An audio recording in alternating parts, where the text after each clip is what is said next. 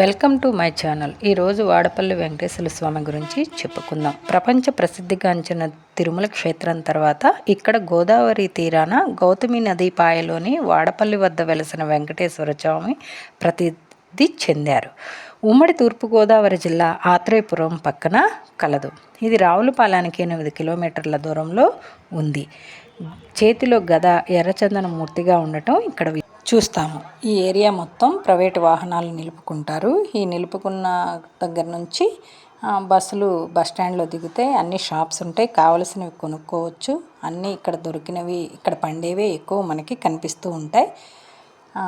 ఇక్కడ చాలా water facility, పచ్చని పొలాలు, చాలా ఆరోగ్యకరమైన వాతావరణం ఉంటుంది. కొంచెం ముందుకు పోతే మనకి భోజనశాల కనిపిస్తుంది. ఇది టెంపరీ షెడ్లో పెట్టారు, పర్మనెంట్గా పక్కన కడుతూ ఉన్నారు.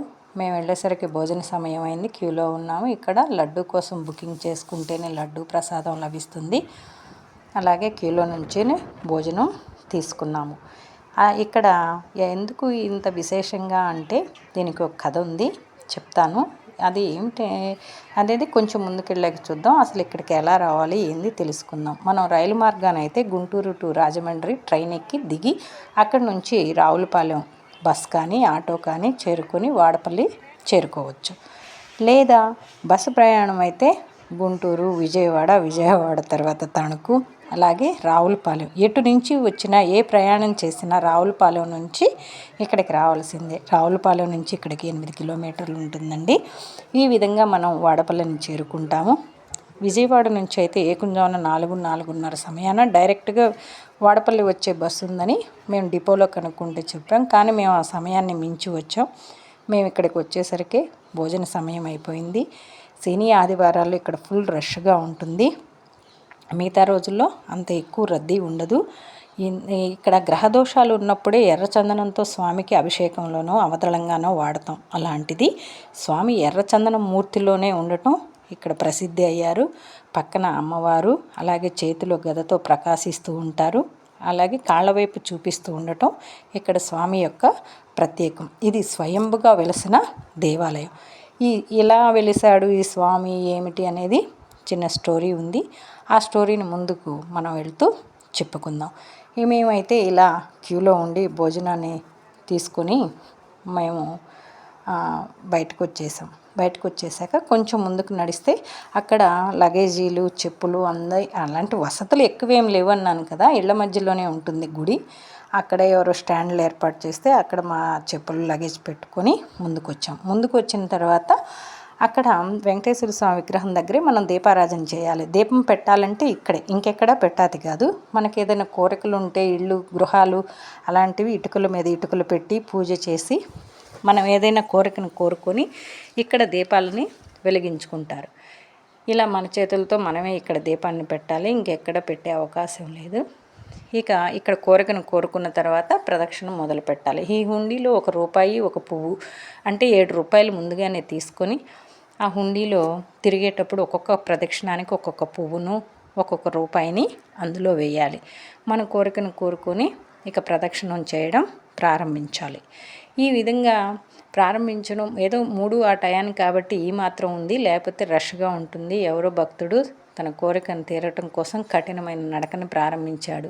మోకాళ్ళ మీద నడుస్తూ తన ప్రదక్షిణాలని పూర్తి చేస్తున్నాడు. ఎంత నమ్మకం ఉందో చూడండి. క్యూ చాలా పెద్దదిగా ఉంటుంది. ఇలా ప్రదక్షిణాలు పూర్తి చేసుకొని గుళ్ళోకి వెళ్ళే క్రమంలో మేమంతా చిన్నగా పూర్తి చేసాము. ప్రదక్షిణాలు పూర్తి చేసి క్యూలోకి వెళ్ళిపోయి ఆ క్యూలో మనం దేవుణ్ణి ప్రార్థించుకున్నాం.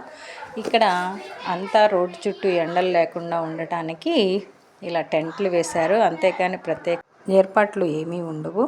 మీకు ఈ కథని చెప్తాను. గుడి కూడా కట్టడం కూడా చాలా అందంగా ఉంది. ఇదంతా కూడా ఎండ రాకుండా అలా టెంట్ వేశారు. ధ్వజస్తంభం దర్శించుకోండి. ఇదే గుడి మొత్తం లుక్ అండి. ప్రయత్నిస్తాను డైరెక్ట్గా చూడండి. ఇక్కడ ఫోన్ ఎలో లేదు, కానీ మీకోసం రిస్క్ చేశాను. డైరెక్ట్గా దర్శనం మీకు ఇవ్వాలి అని ఫోటో కాకుండా దర్శించుకున్నారు కదా. ఇప్పుడు మనం అసలు ఈ స్వామి ఇక్కడ ఎందుకు వెలిసాడు, ఎలా వెలిసాడు, ఏమిటి ఆ కథా కమేషు విశేషాన్ని వివరిస్తాను. ద్వాపర యుగంలో ఇక్కడ సాంస్కృతిక కార్యక్రమాలు కూడా జరుగుతాయి చూడండి. ద్వాపర యుగంలో తన కర్తవ్యాన్ని పూర్తి చేసిన శ్రీకృష్ణుడు తన అవతారాన్ని చాలించి వైకుంఠం చేరుకున్నాడు. ప్రజలలో బాపపీతి అకృత్యాలు పెరగ్గా సనకనందుడు నారదుడు విష్ణుమూర్తితో మొరపెట్టుకుంటారు. అనతి కాలంలో నేను గౌతమి నదీ తీరాన చందనపేటకులో వెలుస్తానని నారదుడికి మాట ఇచ్చాడు. ఆ తర్వాత స్వామి అలాగే వెలిశాడు. అక్కడ ఉన్నటువంటి సనకనాథుడు నారదుడు విగ్రహాన్ని ప్రతిష్ఠించి కాలగమనంలో ఆ గుడి యొక్క మెయింటెనెన్స్ ఖర్చులకు కూడా డబ్బులు లేకుండా ఉండింది. అలాగే కాలగమనంలో ప్రకృతి విలయాల వలన నదీ గర్భంలో కలిసిపోయింది. తర్వాత అక్కడ వాడపల్లి వాస్తవ్యుడైన పెనుబోతు గజేంద్రుడు తను ఓడల్లో వ్యాపారాన్ని కొనసాగిస్తూ ఉంటాడు. ఒకరోజు అక్కడ తుఫానుకి నదిలో ఓడలు ఉండగా తనకి భయం వేసి, స్వామి నువ్వు గనక నా ఓడల్ని సురక్షితంగా ఒడ్డుకు చేరిస్తే నదిలో నువ్వు చిక్కుకున్న చోట వెతికి తీసి నిన్ను మళ్ళా ప్రతిష్ఠిస్తాను అని మొక్కుకుంటాడు. అంతలో ఓడలు సురక్షితంగా ఒడ్డుకు వచ్చాయి. 1759లో తన అన్నమాట ప్రకారం స్వామిని మళ్ళా ప్రతిష్ఠించి ఆ గుడి మెయింటెనెన్స్ కోసం కొన్ని ఎకరాలు అంటే ఒక 275 ఎకరాల భూమిని అలాగే వజ్ర వైడూర్యాలని గుడికి విరాళంగా ఇచ్చాడట. ప్రసాదం అంతా తీసుకోవటానికి ఇక్కడ షెడ్ ఉంటుంది. బయటకు వచ్చి మేము ఇలా ప్రసాదాన్ని తీసుకున్నాము. మనం రూమ్స్లో లేకపోయినా ఇక్కడే ఈ నైట్ అయితే ఖాళీగా ఉంటుంది, రెస్ట్ తీసుకోవచ్చు ఆ ప్రసాదం తీసుకున్న చోట. ఈ విధంగా వాడపల్లి దేవుని యొక్క విశిష్టతని అలాగే మనం ఎలా చేరుకోవాలో వీడియోలో చూపించాను కదా. ఇక్కడ మీరు మొక్కుకున్న మొక్కులు అంటే వెంకటేశ్వర స్వామి అంటే కేశఖండన ఉంటుంది కదా, జుట్టు ఇవ్వాలంటే ఇక్కడ ఇవ్వచ్చు. అలాగే ఈ ప్రదక్షిణాలు చేసే ఆపోజిట్లో ఈ నదీ తీరాన మనకి స్నానం ఆచరించడానికి చాలా ఏర్పాట్లు ఉన్నాయి. ఇలా ఈవినింగ్ అయింది కదా, దర్శనం చేసుకొని బయటకు వచ్చేసి మేము చిన్నగా కేశఖండన చేయించుకొని అక్కడి నుంచి స్నానాలు చేయడానికి ఇక్కడ పైపులు అవి అరేంజ్మెంట్స్ ఉన్నాయి. ఇక్కడ స్నానం చేశాము. ఇక్కడ తులసి అమ్మవారిని పెట్టారు, చాలా బాగుంది. ఇలా పైపులు అరేంజ్ చేశారు. నదిలో దిగే పనే లేదండి.